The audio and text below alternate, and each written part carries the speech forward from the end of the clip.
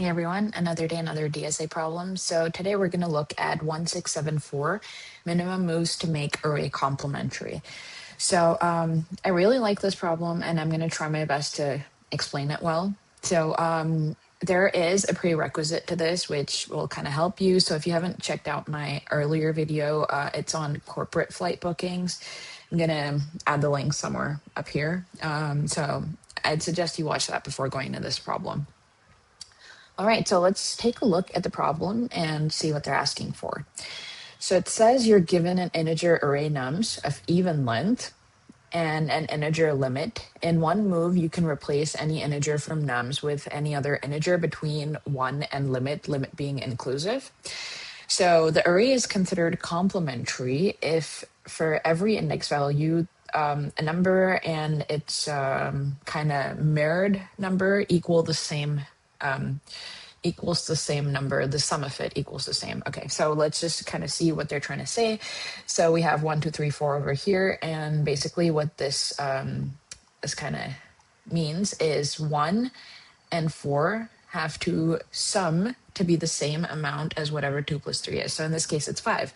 So this array is complementary. And we have an example over here, 1, 2, 4, 3. So we add the first one and the last one, we get a value of 4, but then 2 plus 4 is a value of 6. So how do we turn 4 to 6? Like the minimum number of moves it takes, right? So 3 plus 1 was already 4. I could probably go and change this 1 to 3 because our limit is 4. And we could change that. So it's one move. I think there are other ways to do it. So they've used some other way. Yeah, they have changed 4 to 2 and made the sum 4. So either way, but the minimum number of moves is 1 in this case.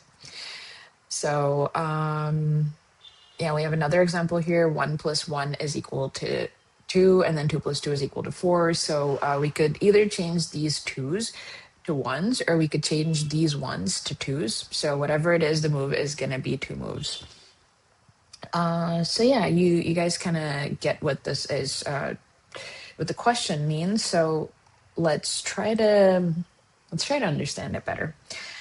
Okay, so let's kind of make an observation here. What they're saying is we're given an array nums, right? And the length of the array is even, obviously, because we're dealing with pairs here. It has to be even, so they're guaranteeing that it's even. And we're given a limit, all right? So in one move in the array, I can take any value, and I can change that specific element to a value which ranges between 1 and limit included, all right? So that's important. And yeah, the terminology alert. So they've mentioned complementary and what complementary means, as we saw earlier. So if for all index values from 0 ranging to n, if the number nums of I plus nums of n minus I minus 1, it gives the same, like the sum is the same across all of these pairs, right? So this might look a little complicated initially, but what they're trying to say is like if you have like an array like this, and let's say you kind of fold it in the middle, then whatever overlaps with each other, so basically this and this and this, those are all going to add up to be the same amount. So that's what these pairs actually are by this equation. Okay, so the goal is to return the minimum number of moves to make the whole nums array complementary, right? So we'll look at the example that we saw earlier, 1, 2, 2, 1. So like I mentioned, this is a pair and then this is a pair. And we have the sizes 4, and then we have our answer, which is actually 2. So let's look at this. So we have 1 plus 1, which was giving us 2, and then we had 2 plus 2, which was giving us 4. Now, I have one option that in my pair of 1, 1, I can go ahead and change this value. I can go ahead and make this 2. I can change this value. I can make it 2. And because our, so I haven't really written a limit here. We had the limit as 2. So, okay, our limit 2 means I can range from 1 to the number 2 inclusive. So either 1 or 2 are the values that I can replace, right? So that makes it really simple. So I will turn this 1 to a 2 and this 1 to a 2, which will give me a sum of 4, which is equal to this. Or I can take my pair 2 comma 2 and I can convert it to, we have only one other option, so I'll convert it to 1, I'll convert it to 1, which gives me a total of 2, which was equal to what our other pair was giving. So yeah, the minimum answer here is 2 moves, right? Okay. So let's get to the intuition, because I think this is something you need to know. To actually come up with a solution, you have to have had experience solving problems like this. All right, so the intuition is, first, let's observe. So if you observe what we're dealing with here, we're not dealing with individual values themselves, but we are dealing with pairs, right? Every number is paired with another number, and we are dealing across that specific pair, right? And we are guaranteed that n is an even number, right? So what is the total number of pairs? It's n by 2. So that's what we're going to be dealing with, right? And all pairs must have the sum equal to a certain amount, right? And we're basically trying to see the least number of moves of all pairs together to make that amount. So the question is, what is amount, right? And we don't know. So that says that our goal here is to actually find a certain amount such that we have to make the minimum number of number replacements to kind of make that amount amongst all these pairs, right? So the goal is to find an amount like that, and then we kind of figure out how many moves it takes to make that amount. So when we don't know the amount, what we would do is we try out all possible amounts, and then we start seeing how many moves it takes to make each of these amounts. And let's take the certain amount, which gave us the minimum number of moves. So, all right, so we need to know the range that we're dealing with here. And this is actually the range, so I'll tell you how we occur at this. All right, so it's 2 and up to 2 times limit inclusive of this, all right? So it's inclusive. Okay, so we're dealing with the pair A comma B, right? And let's say that we replace both of these elements. So right now, let's say sum is equal to 2. Okay, why the minimum sum is 2? I'll tell you that. So we have A and B, and we are told, so there's a condition here. So in this nums array, all of these numbers are already in the limits between 1 and limit, all right? So there's nothing that's crossing that. We're guaranteed about it. So the minimum value that we have of each digit is 1. So let's say that our pair itself was 1 comma 1. So the sum would have had a minimum of 2, right? The sum itself was 2. And if we make no changes, or if we probably had something like 3 comma 3 and we replace both of them to 1 comma 1, then our total sum would always start from 2. That's like the minimum, right? And the maximum would be if I had any array like 3 comma 3, and then I go and set this to the limit. Let's say the limit was equal to 4. And I replace this with 4, I replace this with 4. So my total would be 8. So the maximum total that I can always get is going to be 2 times limit, because obviously my maximum value of each number is limit itself. I can't cross that. So the range for us will always be 2 ranging till 2 times limit, and that is inclusive of that. All right. So yeah. Now that we have those kind of ground observations there, let's actually try to analyze one specific single pair. All right. So we have this as our nums array. We have a limit of 6, and let's take our pair, this pair over here, 2 comma 5, right? Okay. So in a pair, I have 2 values, and I can make any number of moves, right? But when my values themselves are only 2, the maximum number of moves I can make are 2 moves, right? So 2 replacements. So for 2 and 5, we can change both these values. So A is equal to 2 and then B is equal to 5. We can change both of these values, right? So as we spoke, the minimum that can be formed in this case for 2 moves is if I change this to 1 and this to 1, and my sum would equal 2. So it equals 2, and this is the minimum. And the maximum range that it could cover is if I turn this to limit, and I convert this to limit, and then we have 2 times limit inclusive. So this is by making 2 moves. Now let's see what happens when we're making only 1 move. So we have a is equal to 2, and then we have b is equal to 5.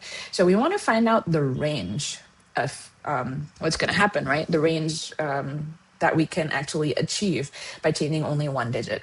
So if I want to minimize this, I would obviously take the larger element and try to replace it with the smallest possible element, right? So I will replace this with 1. So here, I get a value of 3. So I know that my range will start from 3 in this case. So we can write this as a formula. So minimum is going to be equal to, we're going to keep the minimum element that we already have, right? So minimum of a comma b plus, instead of that maximum, we're going to replace it with 1. So this is the minimum of our range, right? And what's the maximum going to be? So we have a is equal to 2 and we have b is equal to 5, right? So if I want to maximize this, I'll take the smallest value and I'll replace that with the largest possible value that I can get, so which is limit itself. So that would be what? Our limit was 6. So 6 plus 5 was equal to 11 would be the maximum that we can achieve as an amount if we change like only 1 specific element. So we can write this as a formula as the maximum element that we can reach is the maximum of a comma b plus, because we're replacing that other small element with limit itself. So that's the formula here. And then there's also the case where we make no moves at all. So we have a plus b is equal to 2 plus 5, which is going to be equal to 7. So we know that at this specific, for this specific amount, it took us 0 moves, right? So that's one thing we need to remember. Okay, so now that we've understood those, let's see how we're actually going to use this kind of difference array to keep track of all of these, right? So let's take our ranges, our initial ranges, which we had of all possible amounts that could be formed, which was from 2 to 2 times the limit, right? So we're going to start from 2 and we're going to go to 2 times the limit. So limit was equal to 6. So 2 times the limit is 12 here. And now what we're going to do is we're going to check these ranges and we're going to mark how many moves we actually needed, right? So initially by default, every amount can be formed by changing 2 numbers. We don't really need to change 2 numbers, but we can form them with 2 numbers. So let's keep that by default as we need 2 moves of each pair to make this specific amount. And then we're going to go reduce that according to the limits, like these calculations here, like seeing those ranges will be like, oh, but these numbers only need 1 move. So we're going to keep decreasing there. So we'll just see how that works, right? So initially, let's assume that let's not fill it. Let's just assume that every pair, for a single pair of numbers, for every amount that had to be formed here, we required 2 moves, right? So if I had A and B, I'm assuming that I need to change A and I need to change B to form, like, let's say 3, to form 4, to form all of these. I need to change both A and B. That's what we're going to assume first. But as we took this example, let's see over here. So this was our assumption first, that we needed 2 moves for everything, right? But we have this limit over here, right? We know that within whatever our minimum here, our minimum was 3 actually, and our maximum was 11. But we know that if our amount was actually something between 3 to 11 inclusive, we didn't require 2 moves. We only needed 1 move, right? So I don't really need to take 2 moves, right? I'm trying to minimize things. So I want to go and reduce that because those numbers can be formed with something less than the default of 2 moves. So I'm going to go to the minimum over here. So the minimum, as I wrote, our minimum value is 3 from this example, right? We had our minimum, we replaced B. So I'm going to go to the value 3 and I'm going to say, hey, my default was 2, but I need 1 less than that because I was able to form it in like only 1 move. So we're going to mark it as -1. And this goes up to 11, right? Up to the element, up to the total of 11, I was able to form it in 1 move. But from 12 onwards, I obviously need 2 moves because our 2 values were what, 2 and 5, right? So I could have replaced what I was actually replacing 2 with limit itself, which was 6, and that was giving me 6 plus 5 is equal to 11 with only one move. Now you can try everything. There is no possibility that you could actually cross 11, right? So that's why we know that to form up to 11, we need only one move. But from the value 12, I can't form 12 if I don't use both elements and replace them to 6, 6, right? So from 12, I want to say, hey, that one move that I had saved in the previous totals, I need that back because I need 2 elements to form this, right? So I'm going to go to 12 and I'm going to mark a +1. And once we do a sweep of all of this to do like our prefix sum of all these elements in the array, this will get added, and that just sort of takes care of itself, to be honest. It's like you kind of have to sit and think about it, but it works. So that's why I solved that earlier problem, the flight booking one, because you kind of understand the intuition in a more simple way. So yeah, this is a prefix sum problem. So this is what we're doing. We're dealing with ranges, and we're saying in this range, this is where something increases, and this is where it stops increasing. But in this case, it's actually, starts decreasing from here and it starts increasing again. All right, so let's make an observation again. So we start with each pair, right? We're dealing with pairs of numbers. And for each pair, we're assuming that we need 2 moves to form each of these totals, right? So for A comma B, we're assuming that we need to change A and we need to change B to make all of these possible amounts, right?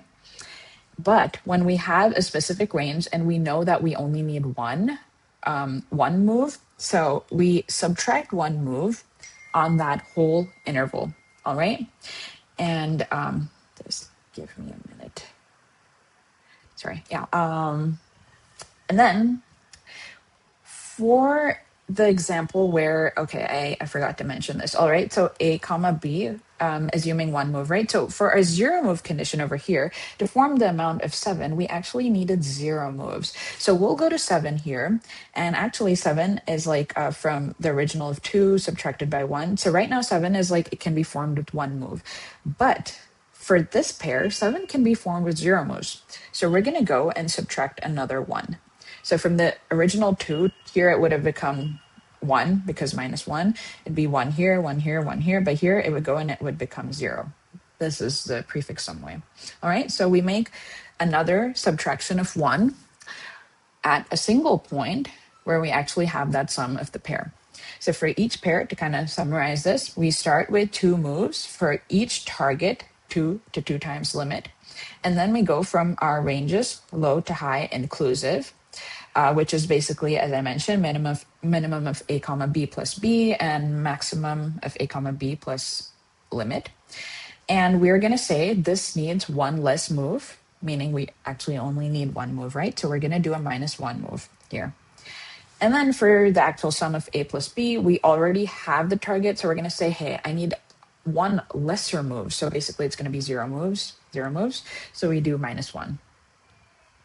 All right, so our differences array, as we saw over here, basically what we're doing is, so we're going to start, this tells us where we start needing one less move, right? So the difference array of that value low, low is basically this limit here. We say, hey, I can start using one less move from here. And when we can't form that, like when we cross this limit, in case it was 11 and we need to form 12, we go to that value of high. Sorry, it's actually, it's high plus 1. It's not high. So yeah, this high here, it would have become, this was 3 and this was 11, the ranges. So we want to go to 12 and say, hey, from 12, I need an extra move to form 12. So this is actually, sorry, it is high plus 1. So we have differences of high plus 1. We need to go and increase it by 1 because we need that one move back, right? So that's basically what I've written here. I need that move again, so we do a +1. And then, so we save one move on the entire interval. And then for the case of where the sum was already equal, we would go and reduce another move, okay? Yeah, so for the exact sum, right, for the exact sum, for 7 in this case, so we go to the value 7 and say, hey, I need one less move from here. I basically need 0 moves. And then from 8 again, I need one more move to possibly make 2, 5 by changing elements. it's obviously the total is 7 right now. So if I need to change it to 8, I should either increase this to 6. I should either turn this to 3. So we could have 3 plus 5 is 8, or we could have had a 2 plus 6, whatever. But yeah, we need at least one move. So from the value 8 onwards, I'm going to say, hey, I need that extra move. I need it to form this element. All right. So we need that extra move. Okay. So yeah, this is basically, I've written the same thing all over again. So initially we start with 2 moves. So for all of our pairs together, I'm saying that for each element, I'm requiring 2 times of all the pairs, right? Because if I have, let's say I have a value like 1, 2, 2, 3, right? I have 1 pair here and I have 1 pair here. So if we consider that each pair, like this A comma B, A has to be changed and B has to be changed, then each pair is contributing 2, right? And how many pairs do we have? We have 2 pairs, and each pair needs 2 moves. So it's 2 into 2. So basically, if we assume a worst case scenario, then we are going to start with 2 times pairs. Like everything needs to be changed, right? So our current moves will be equal to 2 times of whatever pairs was. And then we'll like kind of sweep through this differences array to actually start adding up those like the lesser values, which are like -1 or like whatever it is. Then we use the differences array to subtract moves wherever possible. And we will check for each element whatever minimum value we're getting, right? So we're going to sweep this prefix sum. We're going to sweep. So we're going to do the prefix sum of this differences, right? So we'll start from the current moves. And for every time we go to, or was it every time we go here, will be like our current moves was actually the number of pairs that we had. I don't know what example we had taken. Something to form this, right? So we'll just assume that our number of pairs was like 4 or something like that, right? So I would have initially started with like 8 moves. I was saying it was required, but then I come to 3 and I'm like, hey, 3 actually requires 1 less move, right? So at this position, 2 actually required 8 moves, but then 3 is like 3 minus 1. So it required 7 moves from all of the pairs together to form it. And then we go here, then we go here, and then we come here. We were like, okay, we need 1 less move because the pair A comma B was already equal to the value 7. That pair didn't need any like move or replacement. So in the total, it's like, hey, I don't need 2 moves to form this element, right? So we would do another -1, and that would have become 6. So that's basically the intuition here, right? So yeah, we're gonna iterate through this array. We're gonna start sweeping it, and every time we're gonna do plus of whatever difference of that target that we have. And target ranges between 2 and 2 times limit. Yeah, so current moves contains the cost for nums to form that specific target sum. So here it's saying to form 7 from all of my pairs, this was the minimum moves that I required. And in this case, it was 7 or something. So once we actually process all of our pairs, we will have these values populated. So once we sweep, we start getting those values again. I think this is something you need to kind of sit and think about, because it makes sense once you understand that. And it works for itself once you update the differences array and sweep over it. All right. So, and basically what we're trying to find is the target that was giving us the minimum number of moves from all our pairs, right?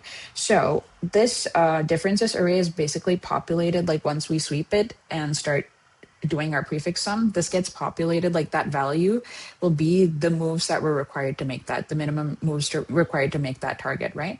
So what we want to take is, let's just go and take the minimum of all of that. We don't care about what the target was. We just care about what target was giving us how many number of minimum moves. So minimum moves is important for us. So we will calculate the minimum of the move for each target, and that will be our answer. I'll show that in the code. It might be a little easier.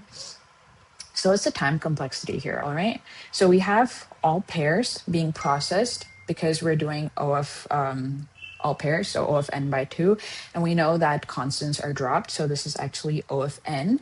And then we're sweeping through the limits array again. So that's limit again. So the time is actually O of n plus limit. This is n by 2, but that can be ignored. And then our space complexity is actually O of limit itself, because our difference is array, right? So I've written that.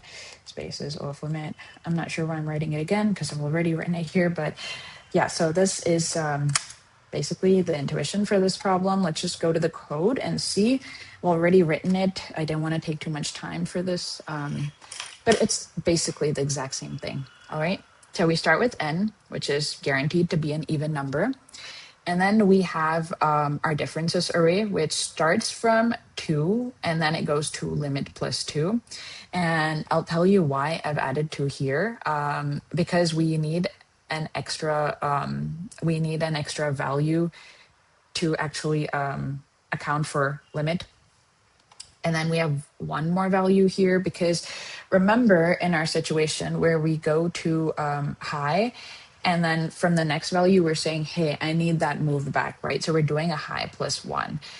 So yeah, that's why we need to add an extra 2 over here. All right.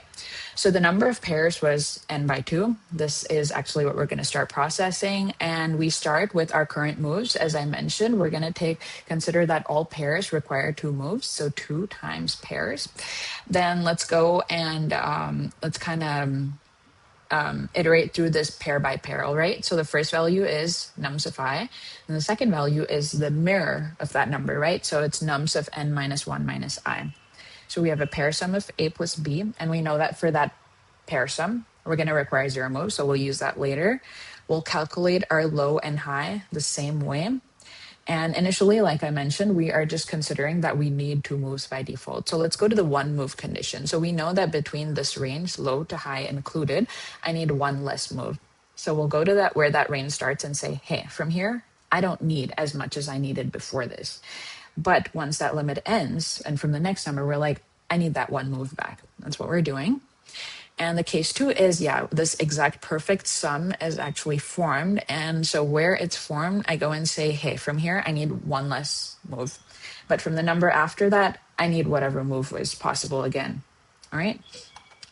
Because a plus b is already this. To make it extra, I need to change one of them. Okay, so by doing this, we actually populate our whole differences array, and all we need to do is sweep through this and start getting those specific minimum values. So we'll take an answer of float infinity because we're trying to minimize it. And then we'll start, okay? So for all of these targets, because that was the size of our differences array. So for each target, starting from range 2 to 2 times limit plus 1, because 2 times limit has to be included, right?